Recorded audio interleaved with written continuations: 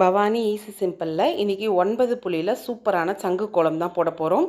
மேலே 2 புள்ளி, கீழே 2 புள்ளி, இந்த மாதிரி டைமண்ட் ஷேப் மாதிரி போட்டுட்டு அந்த கார்னர்லேருந்து 4 புள்ளி, 3 புள்ளி, 2 புள்ளின்னு சொல்லிட்டு ஸ்ட்ரைட்டாக லைன் போட்டு எடுத்துக்கோங்க. அதை அப்படியே இணைச்சி விட்டுட்டோன்னா சங்கோட மேல் பகுதி ஈஸியாக வரைஞ்சி முடிச்சிடலாம். பார்க்கவும் அழகாக இருக்கும். இப்போ அடுத்தடுத்து வர லைனை இந்த மாதிரி வளைவு கொடுத்து கொஞ்சமாக பெண்ட் பண்ணி இந்த மாதிரி லைன் போட்டு எடுத்துக்கோங்க. அவ்வளோதான், நம்மளுக்கு சூப்பரான சங்கு ஈஸியாக வரைஞ்சி முடிச்சிட்டோம். இப்போ இதை அப்படியே நம்ம இணைச்சி விட்டுடலாம்.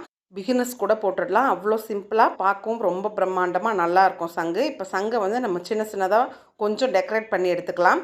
வளைவுகள் கொடுக்கறது, சின்ன சின்ன கோடு போடுறது, இல்லை அரும்பு மாதிரி போடுறது, புள்ளி வைக்கிறதுன்னு சொல்லிட்டு நம்மளோட க்ரியேட்டிவிட்டிக்கு தகுந்த மாதிரி சங்கை டெக்கரேட் பண்ணி எடுத்துக்கோங்க. நம்ம சேனலில் செம்மண் எப்படி ரெடி பண்ணுறது, 40 விதமாக வீட்டில் இருக்கிற வேஸ்ட்டான பொருளை வச்சு கலருங்க எப்படி ரெடி பண்ணுறது, படிக்கோலம் எப்படி ஈஸியாக போடுறதுன்னு எல்லாத்துக்குமே வீடியோ இருக்குது. மறக்காமல் நம்ம சேனலை செக் பண்ணி பாருங்கள். இப்போ சங்குக்கு டெக்கரேட் பண்ணுறதுக்காக கொஞ்சம் கலர் கொடுத்து ஹைலைட் பண்ணுறேன்.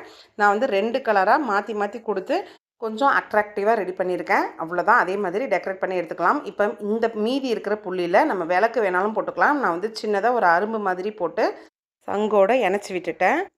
இப்போ அந்த அரும்புக்கும் கலர் கொடுத்து ஹைலைட் பண்ணிக்கலாம். 2 டிஃப்ரெண்ட்டான கலர் கொடுக்குறப்ப பார்க்க இன்னும் நல்லா லுக்காக அழகாக இருக்கும். அதுக்காக 2 கலராக நான் மாற்றி கொடுத்துக்கிறேன். இப்போ நம்மளுக்கு சங்கு பிரம்மாண்டமாகவும் கோலம் சிம்பிளாகவும் இருக்கிற மாதிரி இருக்குது. அதனால் கோலத்தை இன்னும் கொஞ்சம் என்ஹான்ஸ் பண்ணுறதுக்காக சைடில் இந்த மாதிரி டைமண்ட் ஷேப்பில் பார்டர் மாதிரி கட்டி எல்லா சைடும் இதே மாதிரி கோடுகள் போட்டு எடுத்துக்கலாம்.